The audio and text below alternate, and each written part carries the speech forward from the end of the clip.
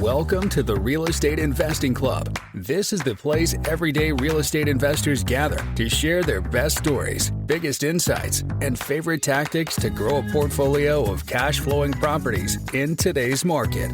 Here's your host, Gabe Peterson.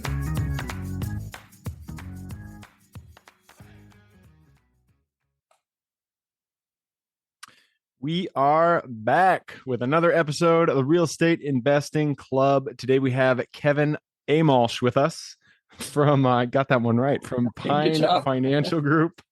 Kevin has tons of experience coming at us from the buyer side as in investing and also from the lending side, which we will get into because, lending it's a sore subject in a lot of investors' topics right now, but I'm sure it'll be a good conversation. Kevin, I told you before we got on here, we like to start with stories. We like to hear how people got to where they are today. I'm sure you got a good one. Why don't you take us back to the beginning? How'd you get started in real estate? Yeah, I'll go way back. I got lots of stories. So I know this is a short podcast, but we'll do the best we can to get through some of these. So I went into the Army out of high school. I got sold on the dream of laser tag. So I go into the hell yeah, I'm already liking this. That's right. I quickly realized it wasn't my career, but I had a fantastic time, made some great friends, no regrets for sure. But while I was in the Army, I was collecting a little bit of savings because I wasn't spending the money. It's like, so what am I going to do with this little savings account? Where do I invest it? I started reading books, and I found that purple Bible that we've all read, the Rich Dad Poor Dad, and that one kind of really tipped me off to real estate as a investment, a true cash flowing investment. So I started focusing in on that. Bought my first house when I was just turning 21. Lived there for a little while, moved out of it. I actually used student loans for my down payment on my second house. Look, I had the Army paying for my school. I didn't need the loan, so I took the loan out. Low interest rate, tax deductible, all of those things. Bought a second house. It was then that I realized, this is going to be the asset that's going to make me rich. So I decided to turn it into a career. I just really honed in on it and started buying one or two houses a month with, no credit really. I was pretty young and definitely no cash. So I just had to learn how to do things without cash and credit. And that's how I got started. Nice, man. That was, you said 20 years ago? Yeah, about 20 years ago. It's crazy. Nice. I love it. Since then, so you started in single family. That's where a lot of people start. I love to hear that. But since then, you've kind of gone on. It looks like you've done over 2,400 transactions as a buyer, seller, or lender. And it looks like a lot of your experience today is on the lending side. So tell us a bit how you went from buying those first two single families to today doing a lot of lending. Yeah, and I'm still doing the investing side too, so we can talk about that if you like. But as far as the lending side, what I was learning as I was in the living room or at the dining room table with all of these motivated sellers is the deal structure. That's what's so fun about real estate is putting it together, and it all comes down to the financing, your offer, how you negotiate it. All of it comes down to how you're going to fund it. So I just really got attracted to the funding side of real estate. Became a mortgage broker, which was absolutely terrible. Learned quickly that I had no control. So I started bringing in private capital, and that was in 2006 with a partner. She kind of took me under her wing. And then 2008, when shit hit the fan, as we all know, she decided she preferred teaching real estate instead of actually doing it. And I'm much more of a trenches guy, deal guy. So I started my own company. That was in 2008, like I said. And it's been great since then. Nice, man. I love it. And yeah, deal structuring is one of my favorite things. I love like looking at a deal, trying to figure out how to make it work. And there's so many different ways to create a deal out of, any piece of property out there, with seller financing, with bridge lending, all that kind of stuff. Before we get into the nitty and gritty, you did. I want to backtrack a little bit. You mentioned laser tag, man. Me and my current partner, we were. That was one of the first dates we did.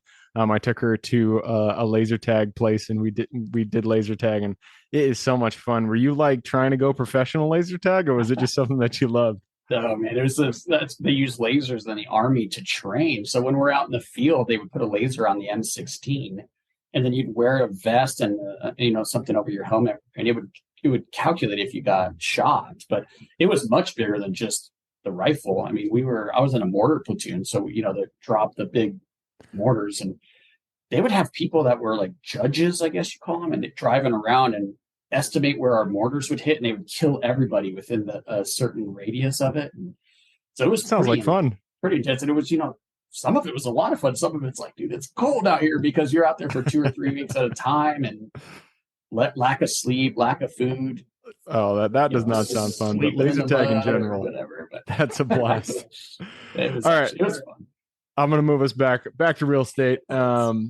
So private lending. Let's talk about deal structuring. Let's talk about getting capital for these deals. I know right now in the current environment, it's a little bit difficult for a lot of investors to get funding for their deals. Interest rates have gone up. Buyers or sellers are still looking for asking prices that made sense when interest rates were at 4%, and now it's up 6-7%, and it just doesn't make sense anymore. So when you are out there looking for deals, how do you go about, what are some creative ways that you look to structure the deal to make it work for both parties? Yeah, so I guess let me put my investor hat on, because I think that will speak a little bit better to the audience than if I was looking for on the lending side. On the lending side, it's more like my borrowers coming to me with transactions. I'm not actually searching for them. So on the investor side, we're still doing quite a bit, but what we're seeing is that you have to add significant value to make money. We're not seeing a lot of turnkey cap rates that are going to make sense. So we're looking at how can we add value. Is it we just funded a office complex in Chicago. So how are they going to manage it better than the previous managers? You know what I'm saying? Like how are you going to increase the value there? We're seeing a lot of repositionings. So we did a Safeway building that they converted into a swim school and a Choose Fitness. So it was just a conversion from They put a swimming pool in a Safeway? That's interesting. Yeah, it's crazy. So there's two. They split it in 3, basically into thirds, but then they combined 2 of them for the fitness, and then they kept the one, and they put a swim school in that one. And really the cool thing about that is they chopped off an out parcel, so a single retail pad, and they built a Starbucks. Starbucks, of course, because Starbucks works everywhere in the United States. And a lot of people don't know, but most of the Starbucks, maybe all, are they don't own the real estate. They lease that. And that's really low cap rates, right? You're sub 4s in a lot of markets. Yeah, triple net, that kind of stuff. That's a guaranteed check, right? So you have to build it specific to what they're looking for. But yeah, they landed Starbucks, and that added tremendous value. So I'm saying, I guess to answer your question, I took a long way to answer it, but where can you find the value? You're not going to find the value in a screaming deal right now. You're going to find the value by repositioning something or adding to it. Yeah, absolutely. And even when cap rates are low, I always look for deals that have value add on them, because that's really where you find the best deals. You're not going to find a Class A, 120 unit multifamily that goes at a cap rate like a 7 or 8 cap. That's just not going to happen. So you gotta find a deal that needs some love, something that you can really go in there, give it the value that it deserves, and bring it up, bring that NOI up. So I'm kind of out of the debt markets. I haven't gotten even applied for a loan in a while. I do a lot of seller financing. So what is the current interest rate, the going interest rate for a multifamily out there right now? Gosh, I don't do a ton of that. We do short-term value add lending, so we're not seeing a lot of that long-term debt. But I'm thinking it's close to 8% on a commercial asset like that. I know on the residential side we're floating around 7 for investors, about 6 for owner occupied. So I'm kind of guessing a little bit here, Gabe, but I'm thinking it's about 8.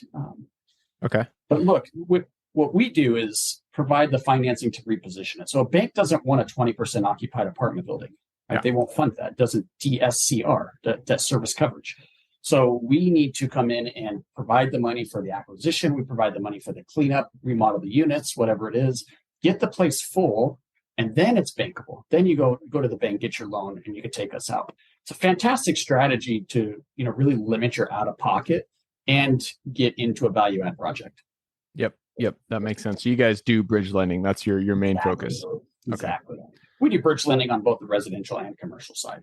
So on the residential side, think about your fix and flip or your BRRRR strategy that we hear so much about. So we're doing all of that. Yep. Makes sense. Let's just talk about bridge lending then. And I can actually use an example because I'm looking at a 73,000 square foot self-storage facility in Oklahoma. I've been talking to this seller for years, like literally 2 years. And back when I originally talked to him, he had, they had been doing really well. And then lawsuits happened, family drama happened, tenants were stolen from blah, blah, blah. A lot of stuff happened. When we finally went to sign the contract, turned out that the property had been doing a lot worse than we had originally, when we first started talking, than it was doing because, again, family drama. So I got to the point where, it's at a price point that it doesn't make sense anymore, especially with the current interest rates. And so we renegotiated, but it's still at a price point that gives value for the property, but because it's only at 30% occupancy, it doesn't cash flow. It doesn't have a good, 1.25 DSCR. So what is it when you guys look at deals like this? What do you look for, and how do you justify? I guess how negative can you go when it comes to a cash flowing property, and how do you justify the asset when it has a negative cash flow? Yeah, that's a fantastic question. So I'm going to answer that in general, and then we can come back to the self-storage specifically, because we call that a special use. It's a little bit different than you would get with a triple net or something like a regular rental property, a little bit higher management. So we treat those a little bit different. But to answer your question, we're looking at the repositioned stabilized value. So we typically will get a full appraisal, which will tell us exactly what that is. And they have projections on all the expenses. They have projections on all the potential rents.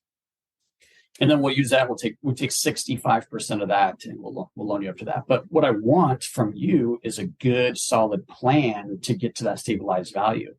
And if you're buying a property that's somewhat turnkey, it's going to be a tough sell. Like, how are you going to be so much better than the previous manager? Like, I need you to lay out the plan for me. As long as you can sell me on that, we're in. Yep, that makes sense. So you guys do 65% of LTV post value add, post rehab. And so if we use just general numbers, let's say $1 million property, you would give $650,000 for that. And is that so for single family? That's based a lot on comps and everything. How would you do that when it comes to a commercial property that's based mostly on NOI?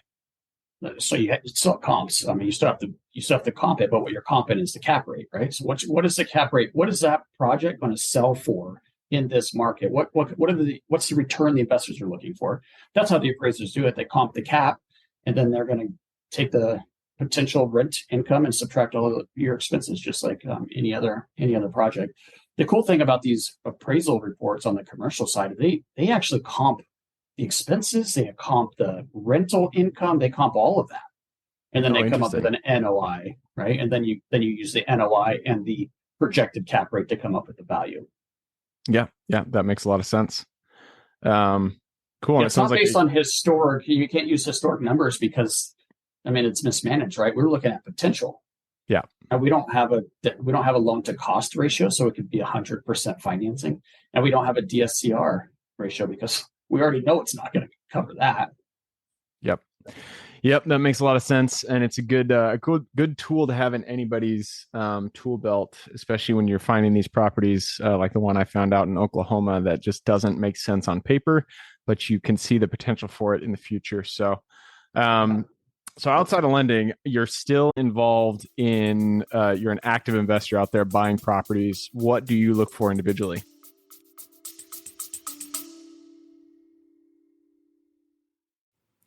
Before we continue on with today's guest, I want to tell you guys about a community I'm launching on School to help investors like yourself grow your own portfolio.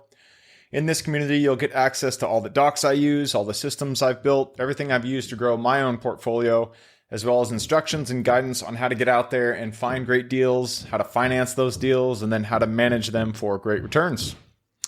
Since we're just launching it, the price will be set at a measly $20 per month, and whatever price you join at is the price you'll have for life.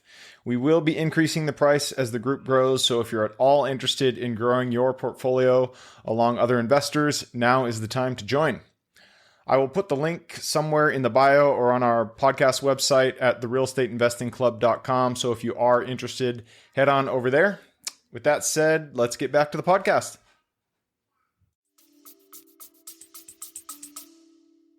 Yeah, it's value add, but I'm telling you, I don't have quite as much time as I once did. So I'm not going for the little single family homes, $20,000 or $30,000 profits. I'm really looking for much larger than that. But I'm also looking for it to be more passive. So I might go into a small syndication, 4, 5, 6 guys that do a townhome development project, or I might look at I just bought with one other partner an industrial building that's currently occupied by Goodyear.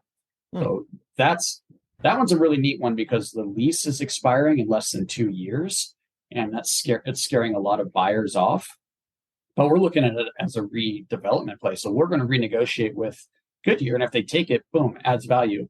If they decide to leave after the lease, then we'll just knock it down and redevelop the land. So we're good either way. But those are the kind of projects that I'm looking at now. I'm always looking for rental properties too. If I see a little $100,000, $200,000 property that's going to cash flow pretty well, I'll probably buy it. Yeah, they're hard to pass up. I've gotten I've gotten to a point where I can't do single family anymore. It's just it's not in my belt, but it's hard to pass up deals like that. And I love that you guys had multiple exit strategies for that industrial. And that is really crucial when you want to reduce the risk of any investment that you get into, is you have different ways to exit it. With deals like this, especially when it comes to land, you go into a land deal or something that is a redevelopment deal with the expectation that eventually you will be redeveloping the deal for something else. And then you can also have the opportunity to get a new tenant in there. If they accept it, then the value goes up. Or if it's just flat land, you can just resell the land for higher. If somebody wants to buy it, great, you made a quick buck. So I love that you had multiple exit strategies there. That is, it's always good to hear. I just took a peek at the clock. We have run down our time. Okay. So it looks like we are going to have to jump into the quick question round. Are you ready?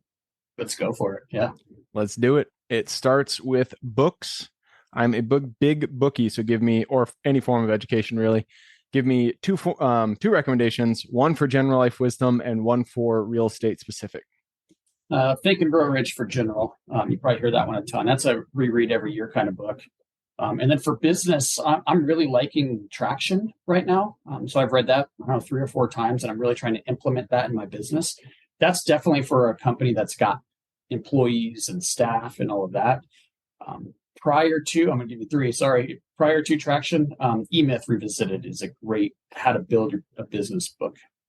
Nice. I like that. E-Myth, I've read that a long time ago. It was really good book. I haven't read Traction yet, though. I've heard of it. So it sounds like something that will help you out in, I'm assuming, building your processes. Is that what it's about? Yeah, it's scaling. So processes, and it's just a whole system. Like, what's the pulse of your meetings with your team and your staff, and what are the objectives of each meeting, and how to, they call them scorecards, how to score your staff, make sure they're in the right seats. So all of that. Nice. I love it. All right, that moves us to the next question. This is for your younger self. So let's go back to the Kevin way back in 2006, who was just getting started. Let's go back to him, look him in the eye, give him one piece of advice moving forward. This is so easy, Gabe. I would say when you're going to make your goals, don't make a goal based on looking cool to other people. I definitely was like, I got to do so many transactions a month because I want to go to the RIA or the Real Estate Investment Club and tell everyone I just did 4 deals or whatever it is. And then I was buying shitty deals, and then 2008 came. So definitely be very careful with your goal setting, especially if you're laser focused on it, because you might just hit it. Absolutely. And yeah, definitely. I think that's really good advice, especially when it comes to underwriting. Don't fudge on the numbers. Numbers are numbers. They're not going to change. Even if you wish it to 100,000 times, numbers will not change. So stick to your underwriting and keep it strong on that front. Moves us to the next question. This is Superman strengths. All of us are given strengths that we uniquely give this world. So what is your Superman strength? I think I've got pretty good at teaching people how to buy real estate. So I was getting asked constantly, how do you do it? How do you do it? How do you do it? I tried to write a bio so that people could learn exactly my steps. It turned into a how-to. So I published a book, How to Buy Properties with No Money Down. And now I just try to help people teach that. Nice. I love it. How to buy properties no money down is the title of the book. It's called the 45-Day Investor, just 45dayinvestor.com. And it's the specific strategies lease options, because that's the one that really got me going. But it's how to buy properties, no money down, in 45 days or less. And it's about the lease option. Nice. I love it. Before we move on to the next question, let's just dive a little deeper into lease options, because this is not something that a lot of people talk about, but it is a great strategy. So give us a 100-foot view. What is a lease option, and why would you, as the buyer and the seller, want to engage in one? Yeah, this is a perfect timing for this because of the way the market is with the higher interest rates and people locked in at 3 to 4% interest rates. So this strategy is going to work really well coming into this market that we're going into. And it's really simple. It's leasing a property from a seller that's motivated. They have to relieve the payment pressure. So think about all the reasons that could create that pressure. So all we're doing is relieving that pressure by making them a rent payment every month. In exchange for that, they're going to lock in a price for a set period of time. I would say never go less than 5 years. We like to go much longer, but the longer you go, the safer you are. So say it's a 10-year lease option, you have a set price. As the value of that property goes up, your price stays locked in. So it becomes more and more and more valuable over time. And then you could flip out of it, or you could lease option it to a tenant buyer, sell the contract, buy and sell the house. Lots of exits, but that's just one way to get into a property. Nice. I love it. Yeah.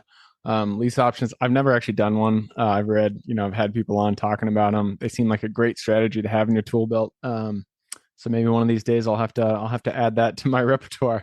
It's pretty easy to understand, right? So sellers get it. They can grasp the concept. Yep. That moves us to the next question, and this is about finding deals. There's so many ways to find good deals. What is your favorite method of finding a deal in today's market?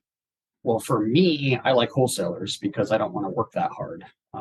So I like working with wholesalers and having them bring me deals. Once you start closing on them, you're going to start seeing that they'll bring you more and more. But if you're really motivated and you're willing to do it, it's like knocking on doors and cold calling. That's how you're going to find them. Yep. And man, you must have better wholesalers out there. All the wholesalers that we have out here in Seattle, and no shame to any wholesalers. I know there's good ones, but most of them send out crappy deals. And so you must have some good ones. You got to look at a lot, right? Yeah. All right, that moves us to the next question. This is mentors. None of us are islands. We all stand on the shoulders of giants. So who is one mentor who has contributed significantly to your career today? Well, the one that jumps out at me is Peter Conti. I joined his program way back 20 years ago. And, I met him at a little free 2-hour workshop, and I've done almost 200 deals because of what I've learned from him. Nice. Now I've got mentors that are much closer that, I know really well. We'll go have beers or whatever together. But he was the one that kind of got my career going. Nice. I love that. And yeah, those initial mentors, even if you don't meet them, if you buy one of their master classes or whatever, the people who first teach you how real estate works, those guys are so pivotal. Mine was Matt Theriault. I don't even know if he's still doing it today, but he was crushing it back in 2008. All right, that leads us to the very last question. This is for the listeners. I'm sure people out there want to reach out and learn a little bit more about your book, about everything you offer. So what is the best way for them to get in contact with you? I wrote a report comparing the 1990 housing crash to today, because that's going to be the most, it resembles that one the most. Everyone compares it to 2008, but it's not even close to that. So I wrote a report. If you guys want the report for free, it's thepinereport.com, and you can download that. The book, 45dayinvestor.com, but really the company, the Pine Financial Group, that's probably the easiest way to get a hold of me. It's pinefinancialgroup.com. All right. Sounds good. And then that report you said was the pinereport.com? The pinereport.com. Yeah, there's 2 reports on there. Private lending, so you don't go out there and lose your ass by making a loan to somebody and not know what you're doing. And then I wrote that report on the comparison of the two times in the economy. Perfect. I love it. All right. Well, I will put those links in the show notes. So if y'all want to reach out to Kevin, get that report, go ahead and click a little more in the description. It'll pull down the full description, and in there you can find Kevin's URLs. All right, Kevin, that wraps it up. Thank you very much for hopping on the show. Yeah, thank you so much for having me, man. That was fun. Absolutely. For everybody who's here with us today, thank you guys for showing up. You are the reason we do this. So if you guys have any questions whatsoever, reach out to me and Gabe at therealestateinvestingclub.com. And if you guys want to support the show, all I ask is you give us some love with a subscribe, like, share, all that jazz on whatever platform you're listening to this on. Other than that, I hope you guys have an absolutely fantastic week. Keep rocking real estate, and I look forward to seeing you on the next episode. All right, before I officially sign off, I have a quick announcement to make. If you're interested in becoming a passive investor in one of my deals, my own company, Kaizen Properties, is looking for capital partners for our upcoming projects. We invest in what are known as recession-resistant assets, mainly self-storage facilities, mobile home and RV parks, and industrial properties. If you're interested in investing and would like to learn a little bit more about my company, our investing criteria, and some of the previous projects we've done, go to the Real Estate Investing Club podcast at therealestateinvestingclub.com and scroll all the way down to the bottom of the page. Click on the Invest With Us button. That'll pop up the investor form. Fill that out, and we will reach back out to you as soon as we can. Or if you prefer a little bit more of a personal touch, you can reach out to me at gabe@therealestateinvestingclub.com. So really, that is it. Again, it was a pleasure hanging out with you guys during this episode, and I look forward to seeing you on the next episode.